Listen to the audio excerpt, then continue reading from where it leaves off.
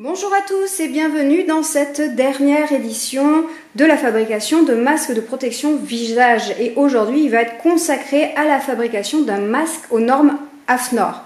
Alors, qu'est-ce que c'est que AFNOR? AFNOR, c'est l'association française de normalisation. Et elle est en charge des normes en France, donc des normes à respecter. Et là, notamment pour les masques, des normes à respecter de fabrication sur la dimension pour avoir la meilleure protection possible. Autre chose à respecter, c'est la matière. C'est en coton, donc 100% coton.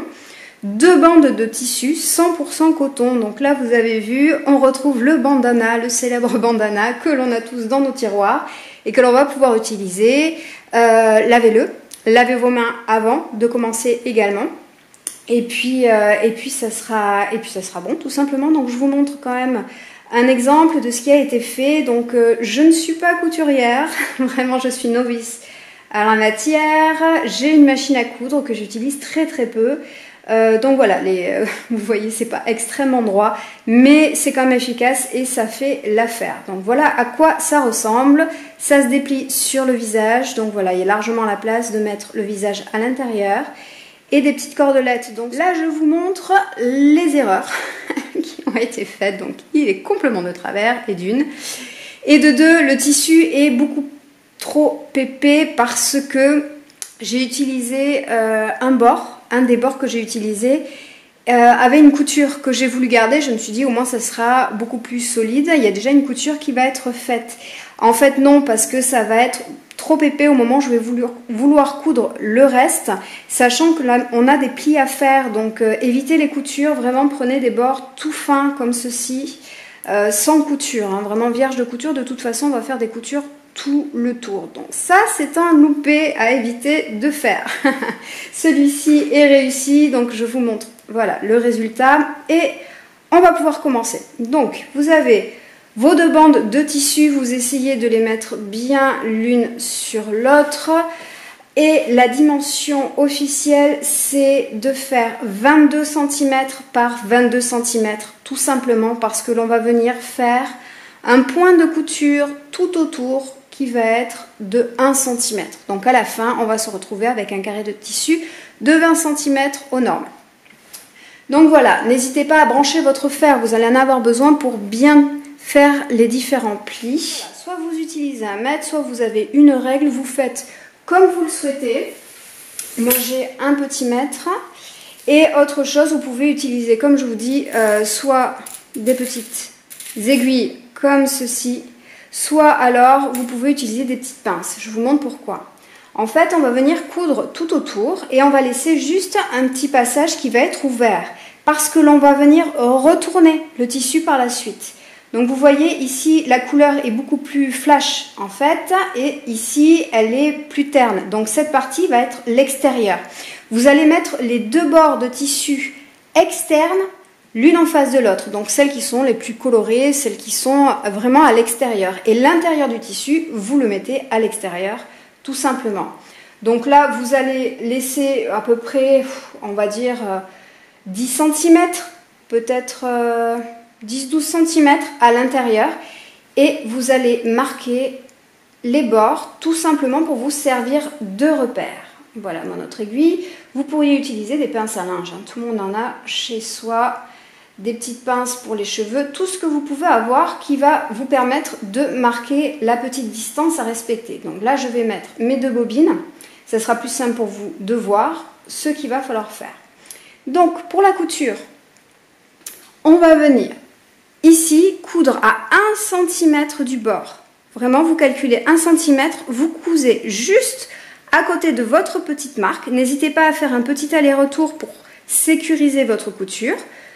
Ici, vous continuez là et vous allez jusqu'au bout, au bout, et jusqu'à revenir à votre autre marque qui se situe juste là. Encore une fois, n'hésitez pas à faire un petit aller-retour pour sécuriser. Et ici, on ne coupe pas, on laisse libre. Donc, alors voilà, j'ai cousu tout autour, j'ai bien laissé en blanc que vous puissiez bien voir la couture. Je me suis arrêtée là, j'ai fait un aller-retour ici et ici.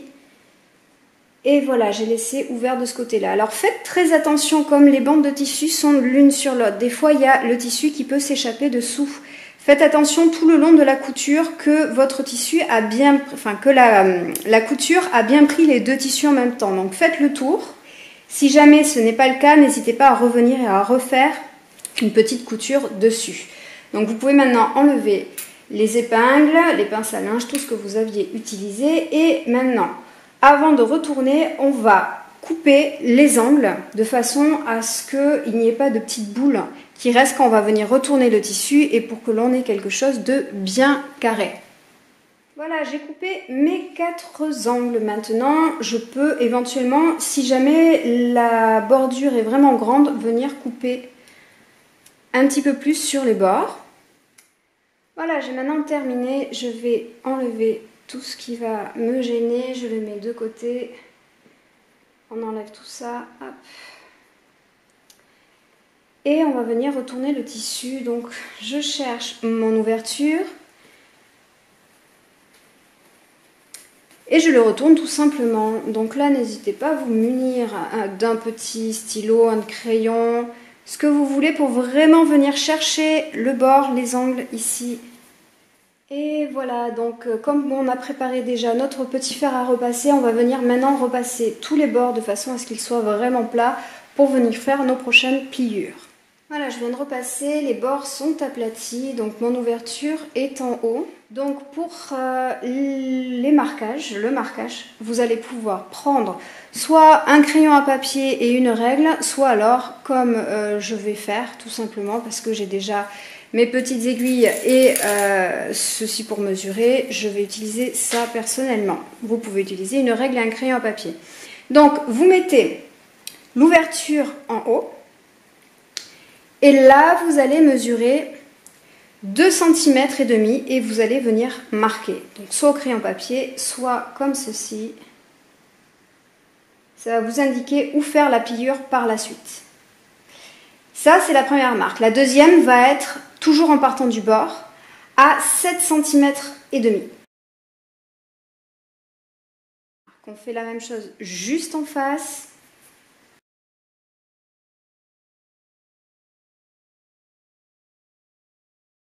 Alors maintenant on va faire la même chose de l'autre côté, hop, ici, donc on va, pour plus de simplicité, retourner et mettre l'ouverture cette fois-ci vers le bas. Et on va faire exactement les mêmes marques. Donc on part encore une fois à 2,5 cm du bord. Et 7,5 cm du bord pour faire la deuxième marque. On fait la même chose de l'autre côté.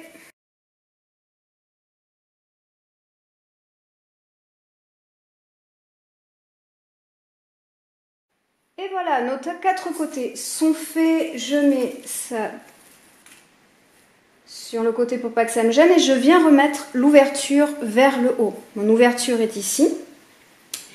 Donc, j'ai 4 marques. On ne s'occupe pas des 2 dernières, on va s'occuper des 2 premières.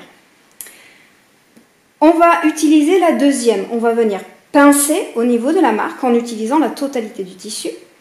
Voilà, donc nous avons fait un petit pincement. Et ici, cette marque, je vais venir la mettre sur la première marque qui était à 2,5 cm. Hop. Donc, je rejoins les 2 côtés. D'accord? Là, on va mettre un petit coup de fer à repasser. N'hésitez pas à le faire. Moi, je vais faire l'autre côté directement et je vais repasser tout à la fin. Mais vous, n'hésitez pas à faire cette étape intermédiaire de venir repasser maintenant. Une fois que vous avez repassé, vous retournez de l'autre sens. Vous voyez bien que mes marques sont l'une sur l'autre. Et on exécute la même tâche, c'est-à-dire qu'on prend la deuxième marque, on vient faire le pincement et on va venir mettre la deuxième marque au niveau de la première. Hop. On ajuste et une fois que tout est bon, on aplatit un petit peu. Et là, vous voyez, vous avez quelque chose d'équilibré. On va essayer de garder cet équilibre au moment de la couture. Donc là, je vais aller passer un petit coup de fer. Donc, une fois que ceci est fait, on peut enlever nos épingles. Ça, c'est l'endroit. C'est-à-dire que c'est le côté que les gens vont voir. Si je retourne le tissu, d'ailleurs vous faites pareil que moi, ici vous êtes sur le côté qui va être contre votre visage. D'accord. Donc pour un lacet comme ceci, il faut compter à peu près 35 cm de longueur et il vous faut 4 bandes. Voilà, j'ai mes 4 bandes de tissu, c'est du lacet hein, tout simplement. J'ai coupé 35 cm sur chacun des 4.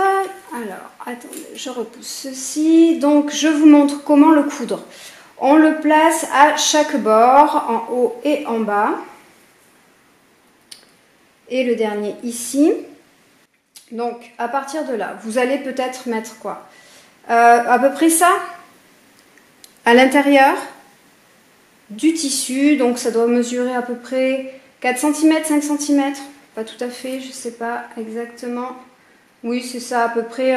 Faites 4 cm, ça devrait suffire à l'intérieur du tissu, histoire de pouvoir bien prendre le tissu avec. Et donc à partir d'ici, vous le calez bien au bord et sur à peu près l'épaisseur, parce que là ce que j'ai c'est un lacet qui est plat. Donc si vous avez un lacet qui est rond, effectivement prenez 1 cm ici. Moi ça fait déjà à peu près 1 cm, donc je vais utiliser pour guide le bord de mon lacet. Sinon vous prenez 1 cm de tissu et vous allez le replier. Hop, comme ceci, la même chose sur les 4 côtés. Ne vous occupez pas de l'ouverture.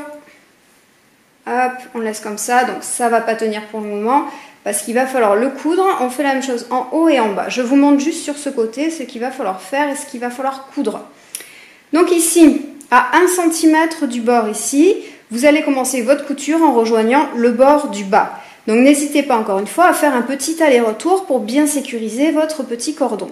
Vous descendez ici et là, vous allez coudre tout le long, jusqu'ici. Ici, vous faites exactement la même chose. À 1 cm, vous cousez ici.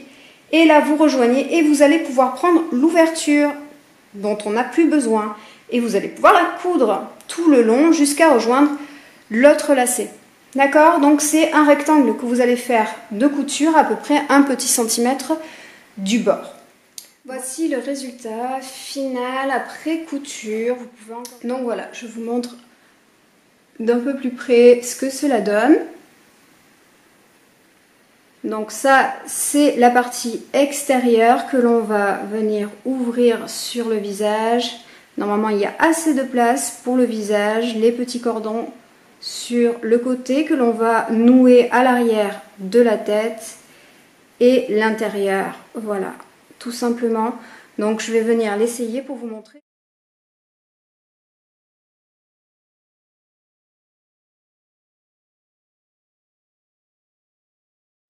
Et voici ce que cela donne quand c'est porté. Donc vous voyez, ça prend bien au niveau du nez, ça couvre bien sur les côtés. Voilà, donc je pense que c'est quand même ajustable avec les cordons. Là c'est 35 cm, il me reste encore un petit peu de marge. Donc voilà, au pire si vous avez peur pour un visage plus grand, vous pouvez rajouter et mettre plutôt 40 cm de longueur de cordon. Donc je vous souhaite une très très bonne journée et je vous dis à très bientôt.